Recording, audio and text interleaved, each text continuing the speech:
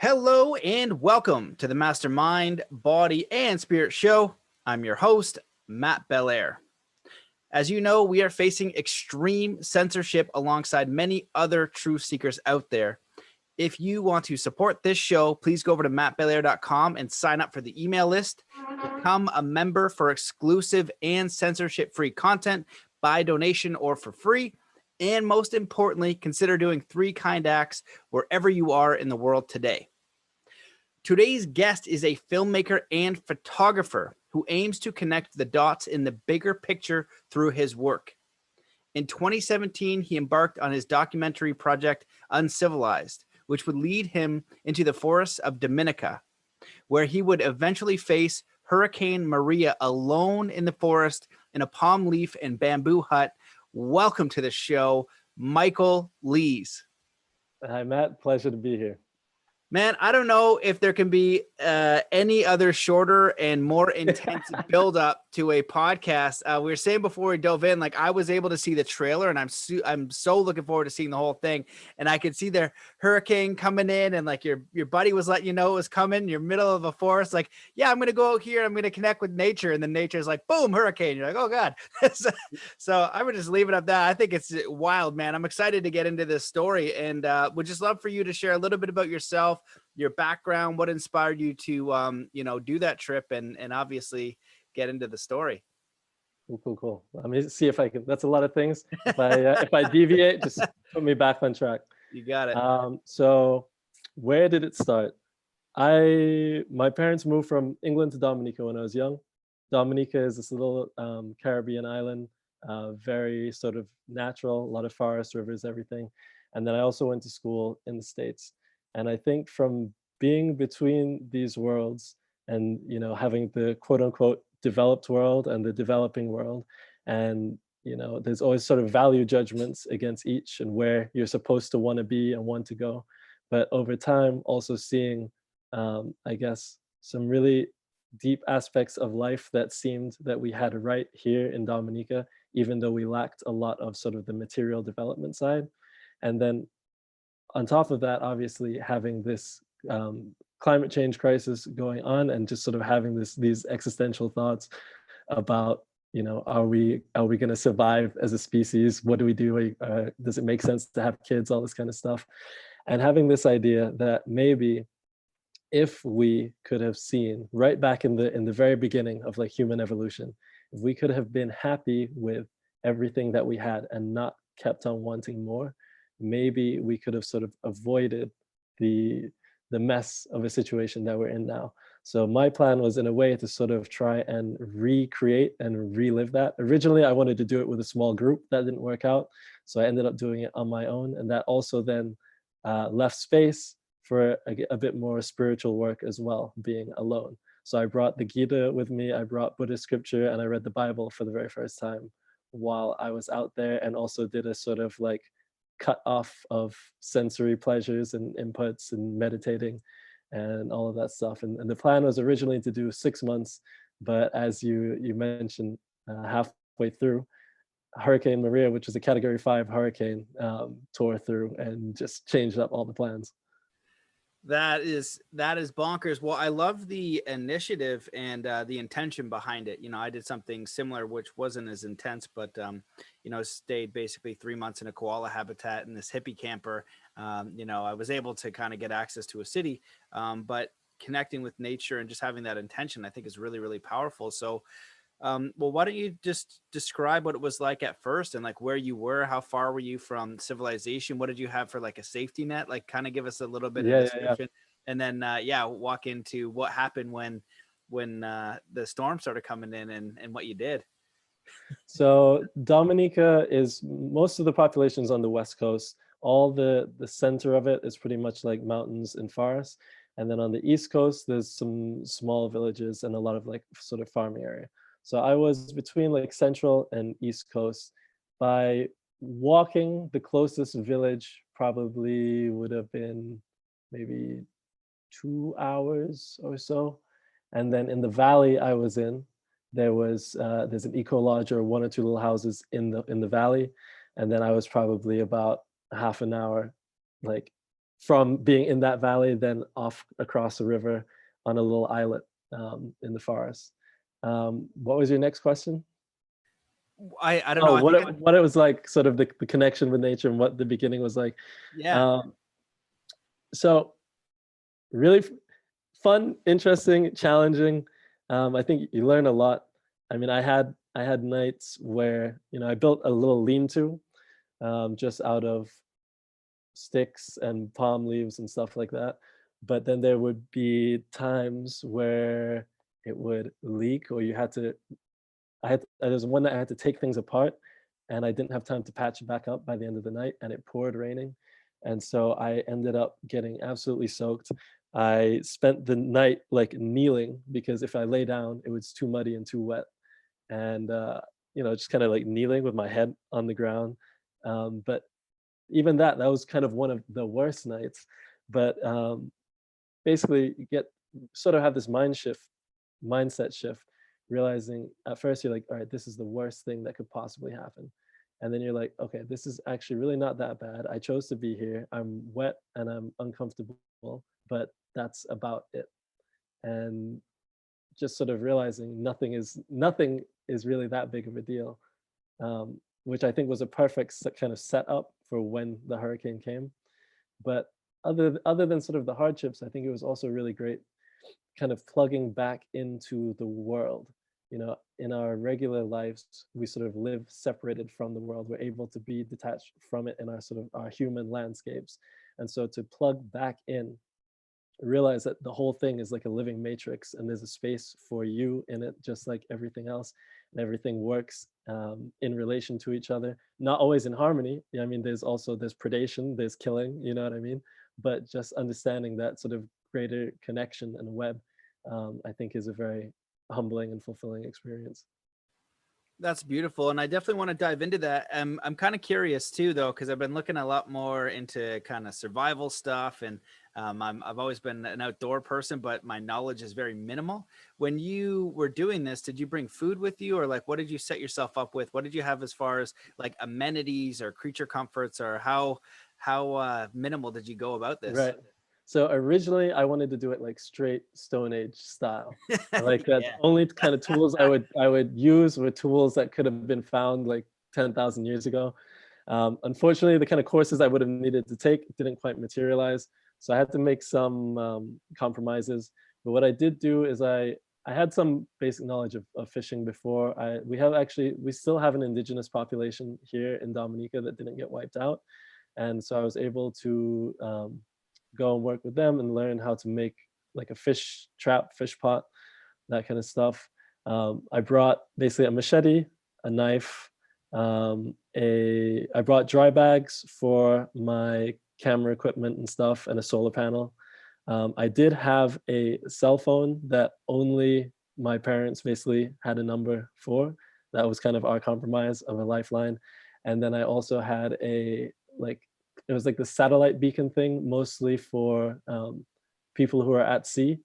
So if you get lost, you pull this thing, and it has like it gives you a GPS location. Um, Other than that, there was no tent. I decided I didn't want to go with the tent, no pots or anything like that.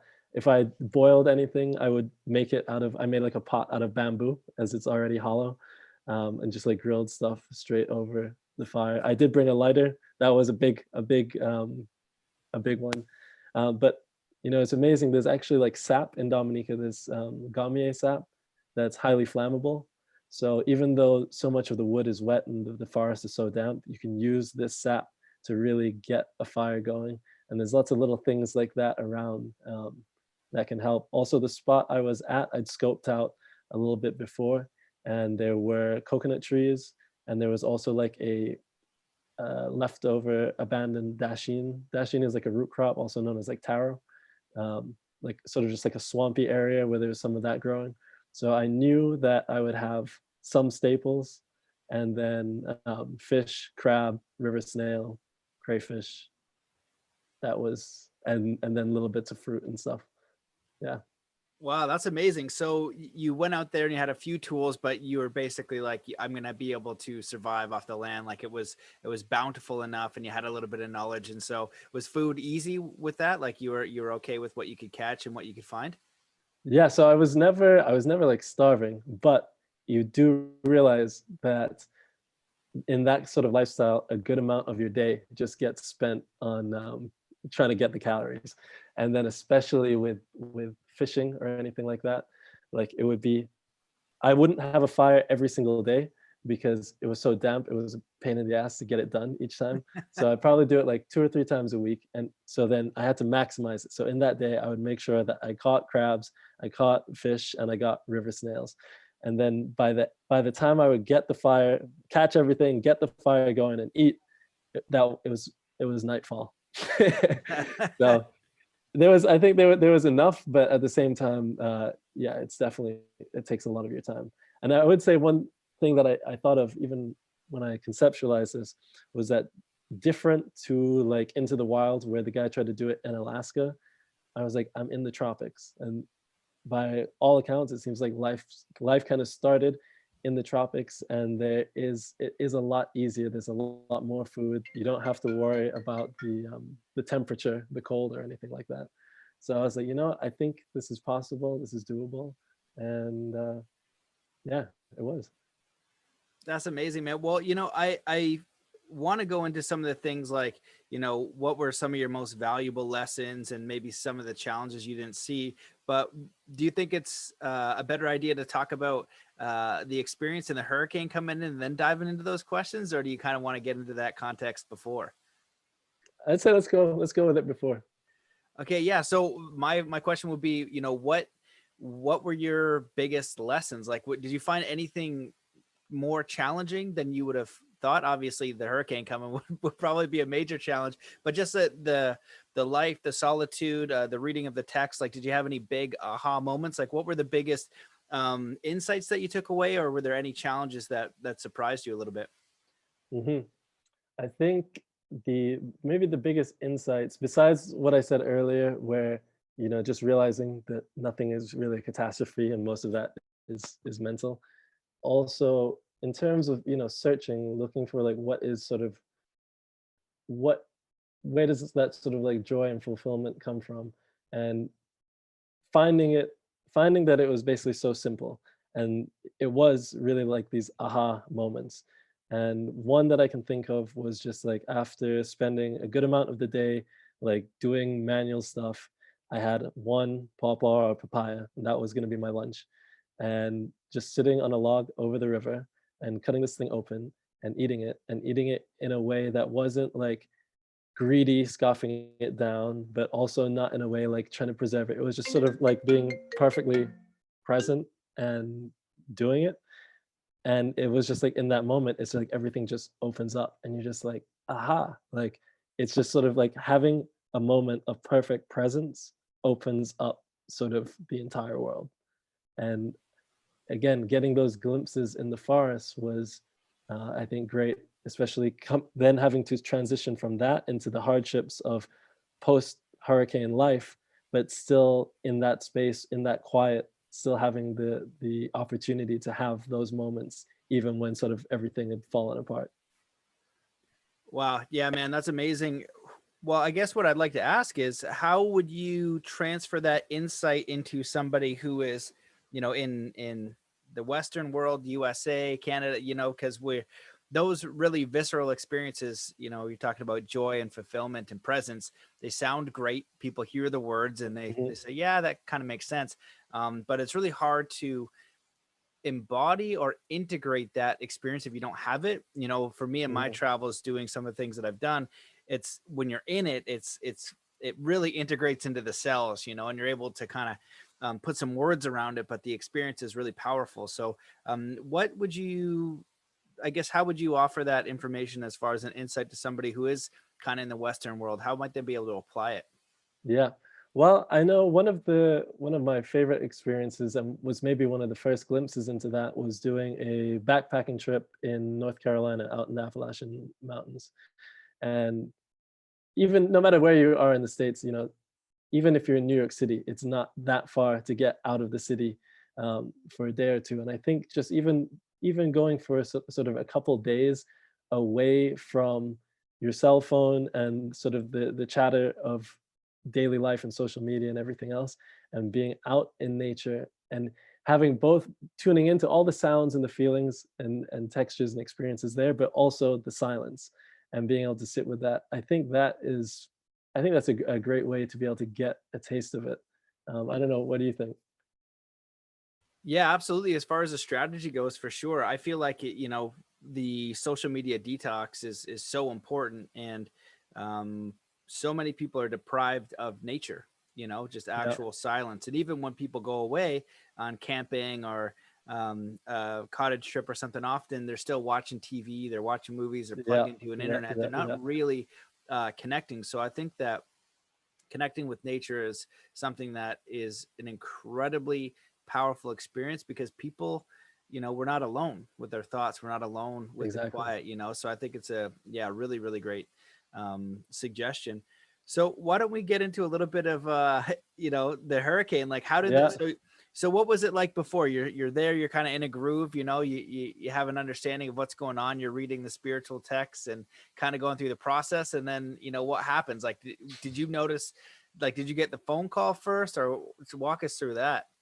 Yeah. So I had, for Maria, I'm not sure if I got a message or a call. I think I got a message previously about one of the storms before, which missed us and ended up hitting some of the islands a little north of us. I think St. Martin got hit pretty bad by Hurricane Irma. So then it was like Hurricane Maria, which wasn't a hurricane yet, was on its way.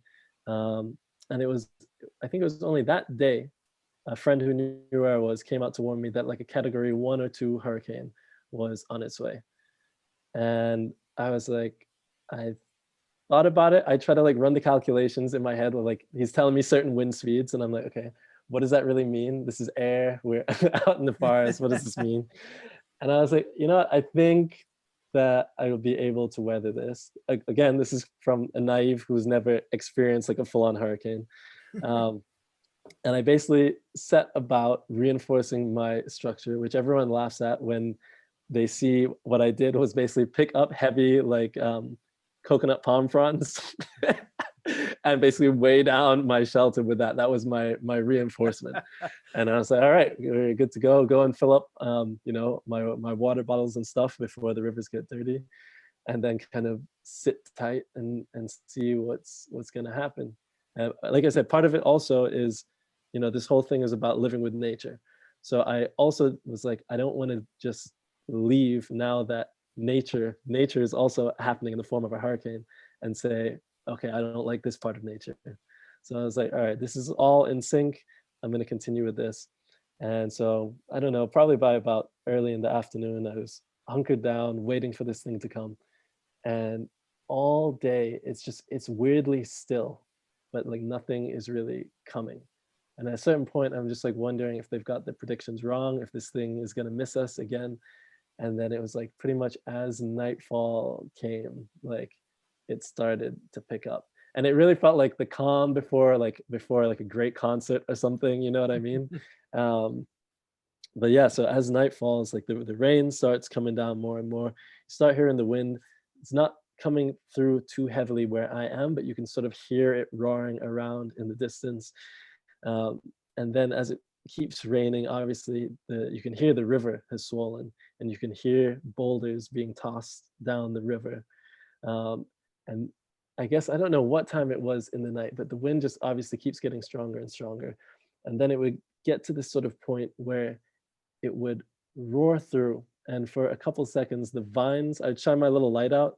And this, I'm in an open face like hut with a 4-post bamboo roof over this. The wind would come through. I'd see the vines go from hanging down to hanging parallel with the ground. And then if that stayed for more than a couple seconds, that's when I just start hearing crack, crack, crack of trees. And that was the really terrifying moments. It's in those moments you just kind of like got your hand up like this because it's pitch dark. You have no idea what direction things are falling. So it's just like, holding on. And then it passes and you're like, okay, I'm good. Everything's good. Everything's good. I'm fine. But yeah, at a certain point, this is happening. The trees are falling around. There's slats of my bamboo thing are falling off. And it just gets to the point where you're like, okay, man, I really may have miscalculated this. Like, I kept saying like I wasn't afraid to die, but this would probably be quite a stupid way to do it. I think all the spiritual readings and stuff had me quite prepared, but at the same time I was like, this is going to be a dumb way to die and everyone is going to be mad at me for doing this. Like, I just like apologize to everyone. And then, really interesting, yeah, there is also this moment where of having like a quick life review, and it was like weird enough that it was only the positive things. Like, as every person, we've all had a lot of negative things happen in our lives as well, but in that brief sort of life review, it was just like gratitude for all the people and experiences that had made my life what it was up to that point, saying thank you, pretty much surrendering to what was going to happen and just holding on. And eventually what happened was a tree that I had been worried about that was kind of close, it ended up coming down. The trunk missed my hut, but the branch came straight on top of it. And it was big enough that it collapsed the whole thing sort of down to just like a few feet off of the ground. And in a way, I didn't get hurt at all, no scratches or anything, but it pinned everything down. So I wasn't going to blow away. And at that point, I sort of knew, all right, like, I'm safe. I'm not going to blow away. Nothing else can sort of fall on me. And I think I honestly like passed out from exhaustion before the hurricane was even over, under under the rubble of my hut, basically. Oh my God, that's nuts. So how long did it last in total? Was it one night, like maybe from midnight to 6 a.m. or something like that? And so you're stressing out, wondering if you're gonna get died. I'd be worried about getting sucked up into it. Geez, what the heck is that movie? Wizard of Oz. That's Yeah, what yeah, my yeah. fear would be. I was like, I don't want to be one of those cows. So Yeah, it squishes your hut down, and then you're like, okay, cool, I'm safe under here. Like, at least I can crawl out later when this thing is over. exactly, exactly. And it's so funny, like the context you have at the time, because I re-listened to some of the footage and I hear myself saying, oh, it's so calm now. And I can still hear the wind roaring through, but like in comparison. And I would also say that being in a forest, people underestimate actually how much the forest serves as a windbreak. And so when I tell people that I was in a palm leaf hut, and people experienced it in their homes, they can't believe that I survived it. But it is very different having that sort of windbreak, whereas they were getting pummeled 24/7 during the night, for me it was more like these gusts that they would, if they finally made it all the way through the windbreak, then I would really like feel it and have to hold on. But other than that, yeah, quite a different experience. But yeah, so as the next day, I am, and I luckily filmed all of this, like crawling out from under the rubble and just in complete shock, because Dominica, I've been under the forest canopy all this time. Dominica is this like lush green place, like everywhere you look is just like trees and forests. And stepped out the next day and it looked like a bomb went off. Like there was not a single leaf left on a single tree. And like that's not even an exaggeration. Like it looked like a bomb had gone off, or it looked like, one of those scenes after someone's got napalmed in those Vietnam movies. And I think I cried immediately, just as like a reaction, a gut reaction to just like, oh my God, I've never seen so much devastation happen. And even like walking through the forest, you'd find like birds and stuff still alive but completely stunned, just like walking around the forest floor like, what the hell just happened? um, and so yeah, when I came out, I had to decide, well, the night before I was trying to decide, do I continue with my project, do I go home? As soon as I stepped out the next day, it became quite clear I needed to go home, make sure my parents are alive. Like there's no forest left to do any kind of forest project. So my goal was to make it to the Eco Lodge, which was in the same valley. But of course, the rivers were still swollen. So I made my trek to the forest, and then the river that I needed to cross, I spent all day going up and down, but I couldn't find an opening. It was too swollen. And all I could think of was McCandless and Into the Wild, just getting swept away by the river. And I was like, again, not trying to make completely reckless decisions. So I ended up sleeping on a coconut tree in the rain like a fallen coconut tree. I ended up sleeping on it in the rain overnight, and then crossing the next day. Next day, I made it to this eco lodge, and funny enough, it was probably the best we had it after Maria because they had solar power, they had fresh water sources, there's fresh food around the farm, there's already rum and weed and everything else you could want. So yeah, pretty much like we was living there for a week with the people there, kind of isolated for everything else, waiting to hear, when the roads are clear and if it's safe to sort of travel. You always hear, it's better to stay put rather than just like start wandering off and then find yourself stuck in the middle of the island, no food, nowhere to go. So I was there for about a week, and then I made the journey across the country to get back home. It could have taken a long, long time. I probably walked for about 3 hours and then managed to catch rides all the way, the rest of the way up. And then from there, it was like maybe 3 to 6 months of no electricity, no running water, no internet. Um, for a shorter period of time, also no supermarkets, no banks, no anything. So it's this bizarre thing where I've been living this like off-grid experience in the forest, and now all of a sudden it translates directly to real life. It felt like I had just been preparing for this. Of course, our roof at home, the wood of the ceiling stayed, but we had these like asphalt roof tiles. All of those peeled off. So every single time it rained, water was pouring through.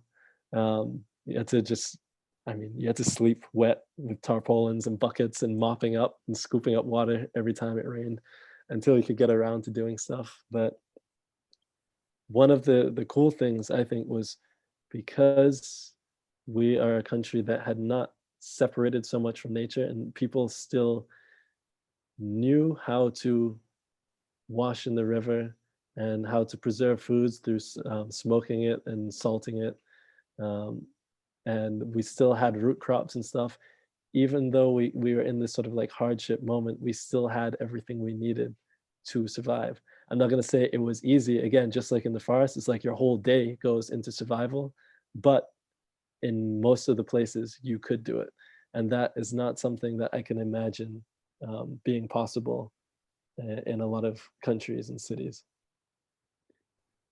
Holy crap. Yeah, wow. That sounds intense. Well, I like the idea of still being connected to nature as a community. I feel like with everything that's going on in the world, that's a lot of the discussions that are happening, going back to community farming, different things like how do Mhm. we actually survive and maintain, you know what I mean? Like because we're in this artificial system, and this artificial system is basically collapsing all around us at an accelerated rate, and we've all lost our connection to nature, our food. We don't know where it comes from. It's all Yeah. processed nonsense.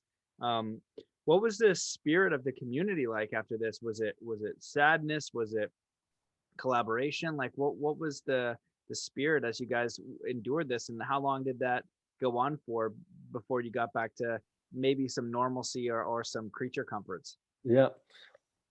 I would say there's a mix. There's sort of a mix of reactions. And that was something interesting for me thinking about like man in nature versus man under some sort of like governmental authority or system. So right when it happened, um, there was actually a good amount of looting. So there was looting both for food, but also just for consumer electronics and whatever, because all of a sudden it's like the rule of law is gone and it's a free for all. And so maybe equality imbalances that exist in a more society structure, all of a sudden, in ways, it's as if people are trying to correct that or rebalance that.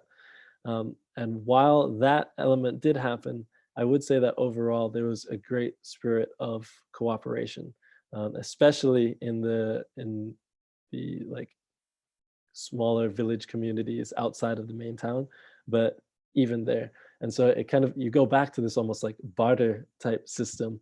I remember going and checking up on a friend and his parents, and someone had given her a bunch of smoked chicken. Again, that was the only way you'd be able to keep meat preserved. And she gave me a bunch of that, and we ended up getting water for some people. and other people gave us tarpaulins. So yeah, it's really interesting seeing what happens when a system sort of breaks down. And I think you get all flavors. I think that in a place where there is a history of cooperation and community and connection to the land, those things come back. I'm curious. I've had some discussions with friends, and we're curious about in countries where all of that is lost, when a system collapses, will that sort of cooperation re-emerge as quickly, or does it get quite Wild West and tribal immediately after? And I think that also just kind of leads into this bigger question of, if we are in this system that is not working and will eventually collapse, or we can see the potential for it to collapse, do we accelerate towards this collapse so something else can be built up? Or do we worry that, just like in many countries that become failed states, that once they become a failed state, it takes a long, long time for them to get back up on their feet. And there's a lot of suffering and violence that happens in between that time. And so do we work towards trying to fix the system before it fails? Or do we say, you know what, it's a failed system, and as much suffering as there's going to be, this is the only way to go forward? I'd be curious what you might think about that. Well, I think that those are great questions and insights. I think it's what the planet is going through right now. Ideally, when you are in a system that is, let's say, sick or broken, and I think that's the system we're in. Our healthcare system is more like a death care system. Our media is toxic. The banks, we have the modern slavery is the banking system and how corrupt it is. And we know that from Wall Street. We also know, that very few people run all the banks in the world. I think it's only 3 countries that don't run on the Rockefeller banking system. And, people are working 2 jobs just to get by. And I've seen some heartbreaking videos through coronavirus and things like that. And you make a really great point, because we have become so disconnected that if it were to go away, we don't know what to do. Most of us, the bigger the city, the more disconnected from the land, from the way of life. And so it's not like something that we can really easily integrate into. I do see a massive movement of migration towards states and places that are more community based. And I feel like you're correct in your observation, where the city might have been a little bit more intense, right? They're probably a little bit more into that way of living. And then the communities and the cultures and the outskirts, right, a little bit more rural. Well, they live off the land. They know how to, food, water, shelter, that kind of thing. And they require the cooperation to make their life a little bit easier, to get the things that they need. And it's just a nicer way to live. And in the system that we're in, it's more like you just go buy it. You go work this job to get those money coupons, and then you just go buy it. Somebody does it for you, right? Somebody grabs your food, everything does it. Everybody does it for you. And you just sacrifice all of your time for that convenience. So yeah, it's a really powerful thing to consider, because this is what we are going through right now, almost as a planet. And the way that we get through this is through community, right? At first, you experience that materialism. I'm going to get some electronics. Well, that person, if they get a little bit harder up on food, they're going to be like, all right, I'm going to trade this stupid VCR, whatever it is now, DVD players, for like, a few potatoes or smoked chickens or whatever. And then ideally that person will be like, all right, well, look, I'm going to teach you how to do this, because, this isn't going to last. And so, I think that's an incredibly powerful experience. And do you have like, I don't know, grandparents or elders in that kind of way that are teaching these things? Because I've done a lot of podcasts with Native Americans, and one of the things that makes me sad is that passing down this knowledge has really been stinted with the school systems in USA and Canada, and some of the things we did there. So when even like with fixing the house, for me, I don't know very much. I need to learn all this stuff. It's very valuable stuff, but I'm not very handy. But I would like to know. So you need somebody who can show you those ways. And so I was curious if that's what it was like, had the grandparents or parents that could kind of remember how to do these things, and the kids, kind of like useless, are like, all right, cool, I'm going to start learning all this stuff. I mean, that was, like I said, so Dominica only like got its independence in the 70s, and things like running water and electricity widespread through the island was only like a generation ago. So there are plenty of people, both parents and grandparents, that even like I interviewed and stuff, that are telling me, yeah, this is how we did it when I was a kid. And so what's interesting is if that hurricane hadn't happened, or if a hurricane hadn't happened in this generation's life, maybe we forget those things. But because this happens, now all of us, all of the younger folk, see the value in all of this, all the things they were doing before. We understand why they did it, and we understand how to do it. So in that sense, kind of these hardships actually keep that knowledge going. I do think it is important to try and document a lot of these things. Even when I went to the Kalinago territory, which is where the indigenous people live, asking how to make certain traditional things out of natural materials, some of that has been lost just because, for instance, like making a fish pot out of dried reeds is so much more time consuming than making it out of wire, that even a lot of this sort of the tradition has moved on to the wire. But I was always thinking about what would you do before the wire, and what do you do if sort of like a global economy shuts down and you have to rely solely on the materials you have. So I definitely think there's importance in documenting those things. I should also mention what you just brought up reminded me as well. Part of the original sort of like idea of going into doing this project was also, like many people, feeling like trapped by the system and feeling like you have to just keep working to keep on surviving. And then being like, I wonder, can you live outside of the system? Could you get by if you, I mean, you have to make sacrifices, but if you wanted to stop working 9 to 5, could you go and just pretty much go and live off of the land? And I think to me, the answer was yes. Definitely sacrifices, not gonna sugarcoat it. And you definitely lose, obviously, if you're doing solely that and you don't have money in this society, then you lose a certain amount of power and purchasing power and opportunities, but other ones also arise. And I also think it's interesting thinking about, if things were to sort of collapse, what countries would be set up to survive? And Dominica is somewhere that, as a developing place, is always seen as, or referred to in ways like behind or backward. And yet, if something like that were to happen, as my parents would say, it's like this place is ahead of the curve.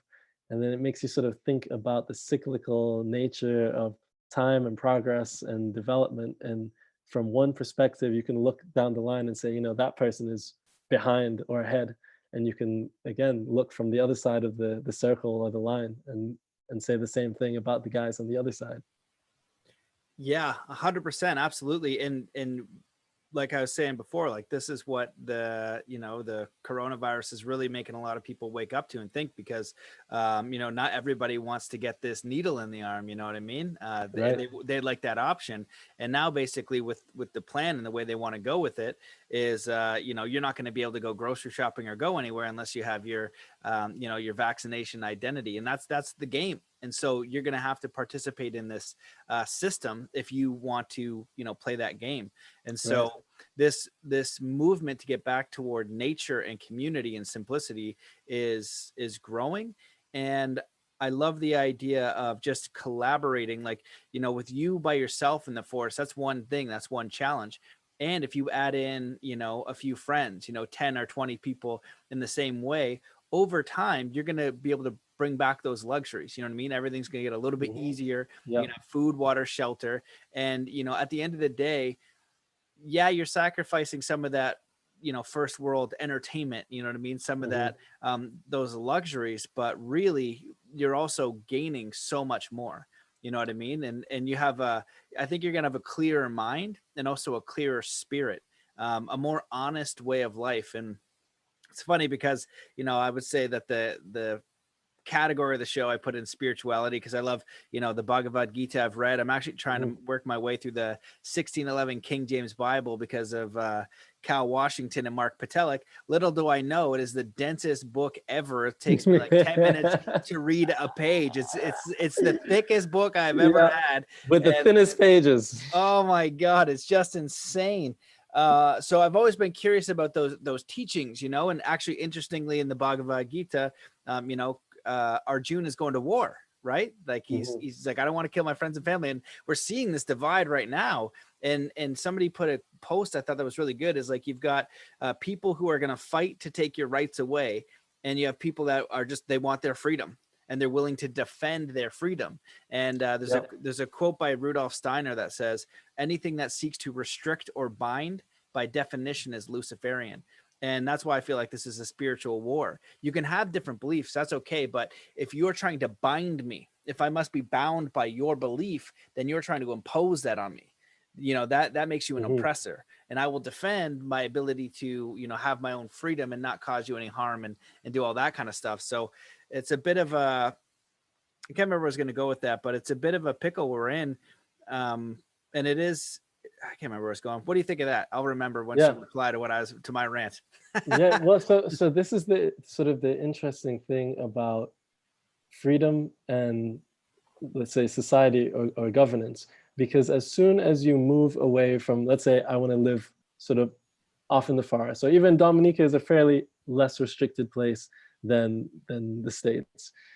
But as soon as you sort of go into a society or a government, have a government, anything else like this, you automatically end up ceding certain freedoms, supposedly in exchange for other ones.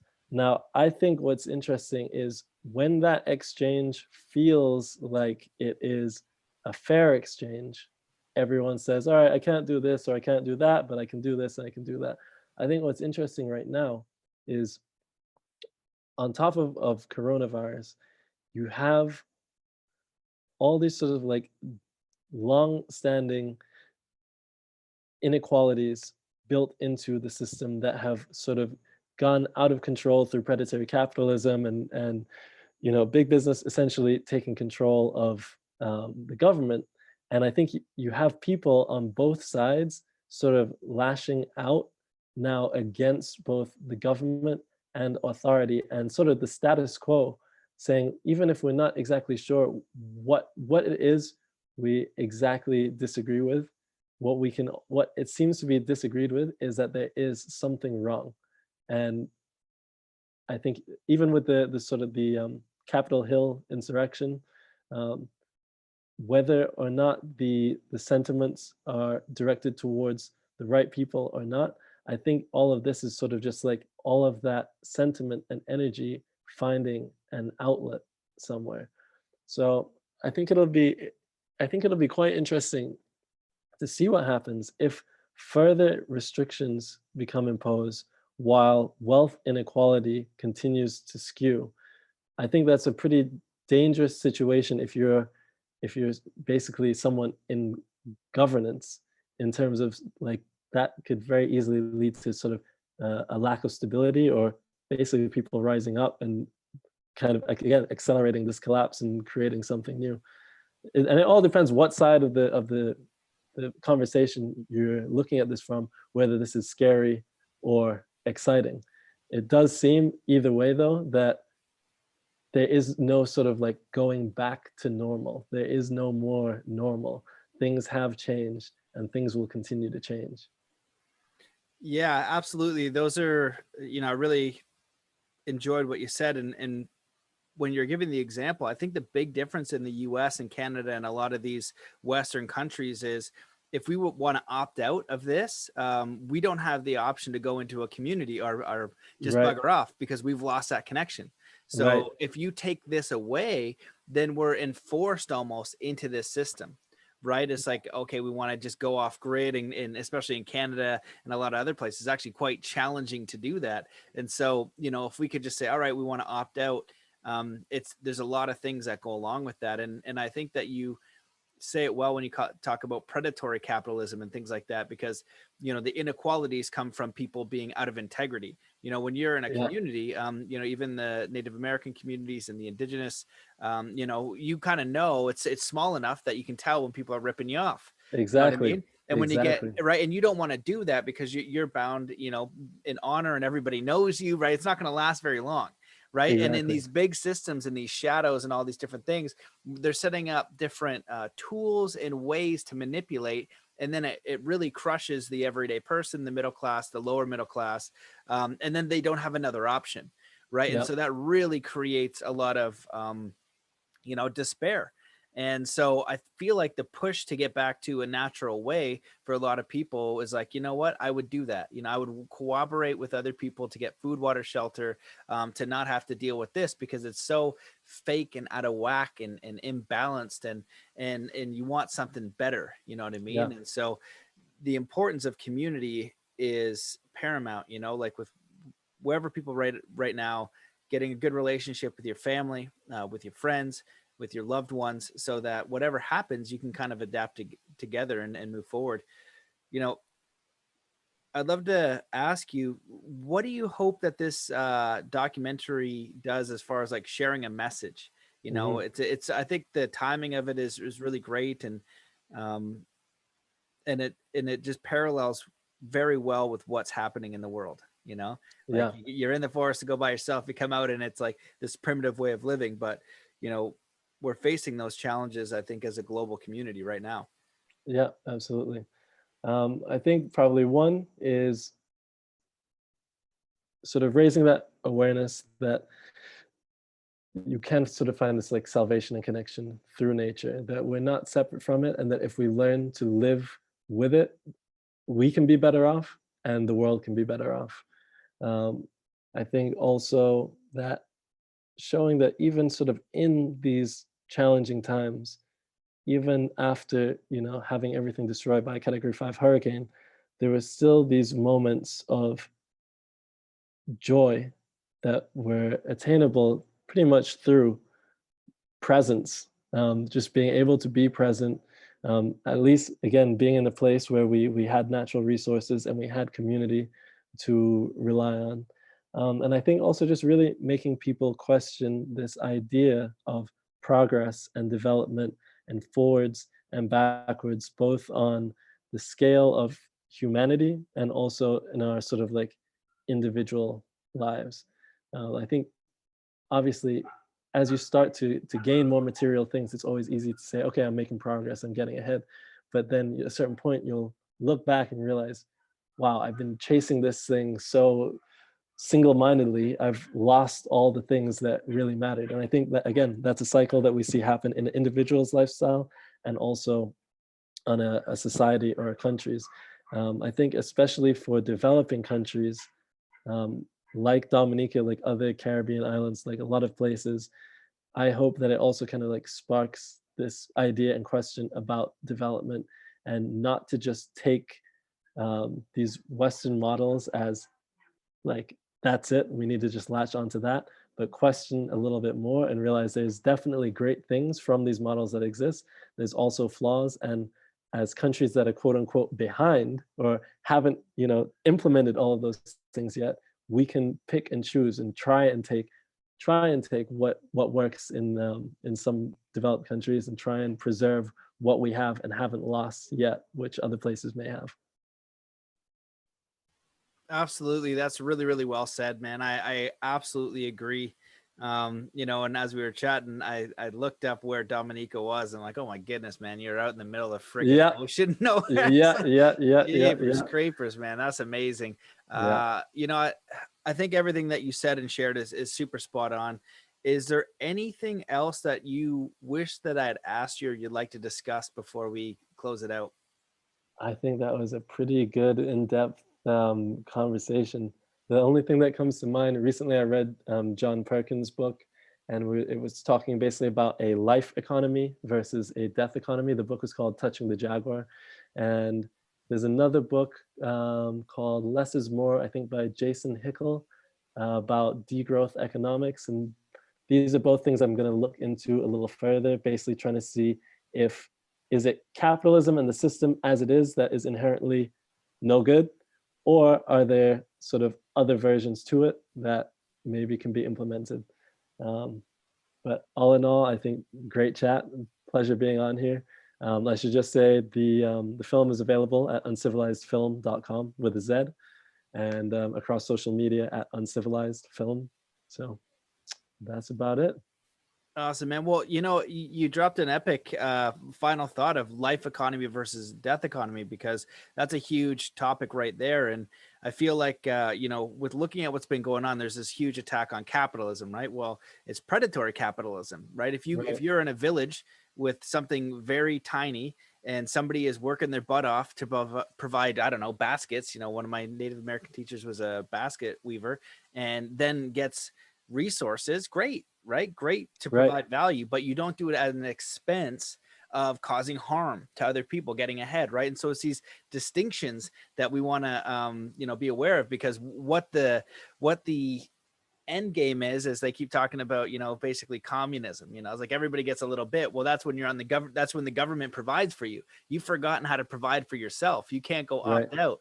You know what I mean? And so when we're aware of these distinctions, it's important. And when we're looking at Wall Street and the big bankers, that's not communism. That's people being con artists and thieves and robbers, Right. really doing it on purpose and creating massive harm. Wealth can come and capitalism can come from very hard work, from contribution to community, but we need to install the integrity of values. Don't do it at the cost of pillaging the planet. Don't do it at the cost of the expense of a human being, or, over reach of resources. You know what I mean? Being respectful of all the resources. So I really love that concept, and I feel like we could, dive into that, because just life economy versus death economy. And I think Walter Russell talks about life affirming. Are these life affirming principles, virtues, and actions?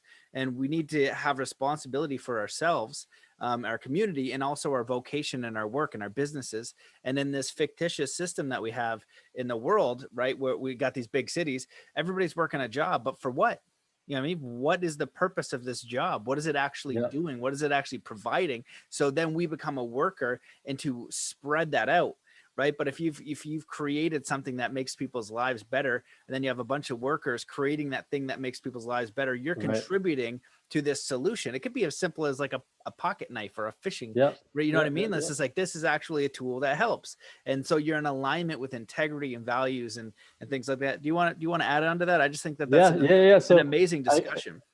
it brings up the question though, will in any kind of system where there's stronger people and weaker people, or richer people and poorer, is there any way that we can trust that people on their own will sort of live with integrity and make these correct decisions?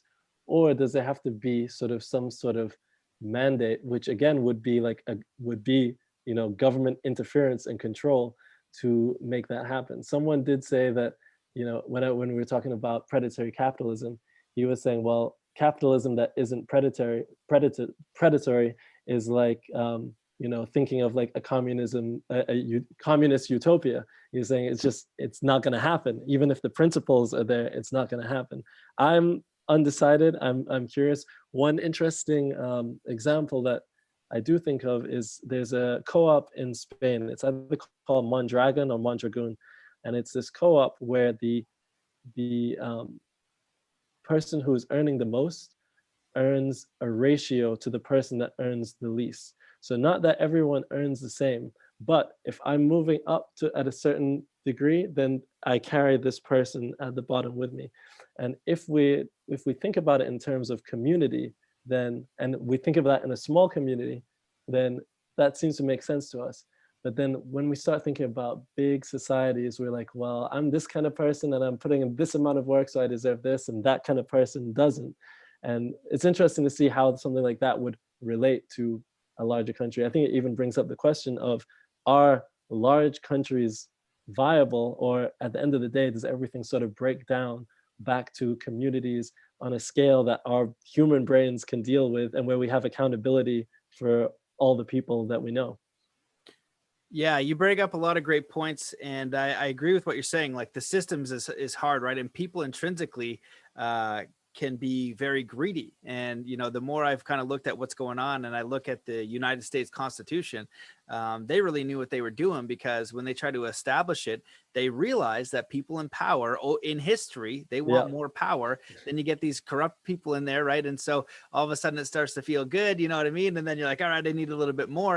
And Yeah. then so you combine that idea with the second book you said is like living with less. I can't remember what the title was, Mm. but simple living, right? And so first we need to create that culture of value and integrity, You know what I mean? And then Hmm. however those checks and balances work, I don't know if there is a perfect system, right? You can't say capitalism is all good or all bad. Can't say communism is all good or all bad. Yeah. But we just know historically through communism is the most amount of deaths, Yeah. because usually in communism it's a one dictator that wants to control things, and that's just one of their tools of using it. But everybody being taken care of course, you know what I mean? Everybody is down with that. Let's take care of everybody. Let's make sure everyone has food, water, shelter, then opportunity for great education and growth. You know what I mean? And but then historically, it's funny because a lot of what's going on in the States is this conversation. I never really got into it, but now it kind of keep coming up to the forefront. But the thing is, we are created unequal. You know what I mean? Hmm. Like people have different strengths, different weaknesses. Somebody might create something great that's a benefit to all. Let them have that. But then when you go into that thing like Facebook and Jeff Bezos and what's going on there, wiping out all the small systems, that's what they're doing, right? Why can Walmart be open but no mom and pop shop can? That's a huge issue, right? And so that's kind of just creating these issues when you got like maybe a guy ran a shoe store for 50 years hooking people up, you know Yep. and then or even barber shops. I got an amazing barber where I'm from, and he can franchise that. And I'm like, good, you should be successful. You have a great business. So it's challenging to say like the one model fits all. And I think where we really figure this out is through education, through integrity, right? Like being okay with what we have, not learning not to be greedy. But in the Western culture, Canada, US, we have this whole media system designed to indoctrinate people for more money, more cars, more flash, more fame. And so then they're willing to act out of integrity to get the material object. So if we're taught in our cultures, in our communities, to be in integrity, to be a good human, to be honorable, valuable, then we're not going to have that issue. Obviously, there's going to be some bad eggs, but I feel like it really uh, it goes into the community first, and then the checks and balances. You know what I mean? Hmm. If we can set up a system that we look like, okay, cool, this makes checks and balances. Then we'll see, okay, this makes sense. We'll know it's true, when it's Yeah. like, okay, this is the best system we have for now. It's not going to fix every problem for every person, but it makes common sense. And I think we can use the best of all systems, kind of like Bruce Lee's Jeet Kune Do with martial arts, right? There's Hmm. good things from boxing and kickboxing and jiu-jitsu and all that kind of stuff. Let's just take the system that works and create a framework of freedom. You know what I mean? I think it comes down to autonomy and freedom. You know what I mean? Yeah. And then where we get out of whack is this greed, but greed comes from materialism. You need a bigger house, you need a better car, and that's kind of seeded in us. And I feel like that's really the root of this thing. And now with everybody actually losing so much of their livelihood, it's coming back to food, water, shelter would be great with Yeah. amazing people. And an awesome community. People are starting to really resonate with that idea rather than working 60, 80 hours a week to get more stuff, to be alone in a house you can barely afford. Like in Canada, there are millions of dollars in our major city now. It's like you need to be both of your people making 200 grand a year just to get into like a house in Toronto and Vancouver. It's absolute Yeah. insanity. Yeah. So just a couple of things to touch on that. I think you're absolutely right. And I think like Russell Brand has talked about it a lot, but just that there needs to be essentially a spiritual component to the change if we want to see any sort of real change. I think interesting as well in the West and maybe other places where at a certain time before this was the domain of the church. As the church has become less popular, then it's like, well, now something else has needs to fill and maybe even has a better chance to fill some of this like sort of like spiritual teaching and integrity and all this kind of stuff. I'd also say I would hope to see what could be really exciting is to see experimental communities. So communities that decide, you know what, this isn't working for us. We're going to set up, we're going to set our own rules, and we're going to see, and we can sort of run these experiments, see what works, see what doesn't, gather the data, and then overall start piecing together, where we want to go. Yep, I agree 100%. There are some that exist like Arco Santi and your eco villages, I heard there's one Yeah. place in India as well. That sounds super fascinating. And really what it requires is participation. You know what I mean? It's hard to say one size fits all and one thing is the best or the worst, but yeah, I think we'll get there with community and intention, community. Yeah. And like you, I think that's brilliant. Just the spiritual component, Yeah. and that's the missing key. It has to be run on values and understanding and and fairness. And I love life economy. That for me really Yeah. sums it up. But Yeah. yeah, Yeah. man, Yeah. that's amazing. Well, dude, I highly recommend people check out the documentary. I just saw the preview and I was like, oh my God, this is nuts. Like, this guy's definitely got to come on. What like a wild man. That sounds amazing. Something that I'd love to do. And, super cool that you had that experience, and I'm glad you survived it. That must have been, I can imagine, transformational and also terrifying at some times going through it. But, the message that you're sharing is so important because it's balanced. It's a balanced approach, and there's a lot of themes in what the world is going through right now. And if we touch on a crisis in these major cities, we don't have the community backdrop. We don't have that knowledge. So all of us need to reconnect with nature, where our food comes from, with our neighbors, you know what I mean, to be helpful. And because we're in these very, very interesting times where we need integrity, support, community, contribution, all the good stuff, all the simple Yeah. The ways of living. fundamentals. The fundamentals. Yeah, exactly. Absolutely. We got too greedy, right? Yeah. Like you said with your papaya story, just like, oh, thank you. Yeah. This is amazing. I got a papaya today. Exactly. Right? That's it. That's it right there. Yeah. Oh man, I love it. Well, thanks so much for your work and coming on the show, man. It was a real pleasure. And one more time, just drop your website for the listeners. Yep. So the film is available at uncivilizedfilm.com. That's uncivilized with a Z. And also across social media at Uncivilized Film. Awesome. Cool, man. Well, thank you so much for coming on the show. Thank you, everybody, for watching. As you know, the censorship is nuts, so leave a review, share it, become a member at the Academy. You can do it for free or by donation, and you get free and uncensored episodes as long as I'm on YouTube, which we'll see how long that goes. So thanks for watching. See you in the next one.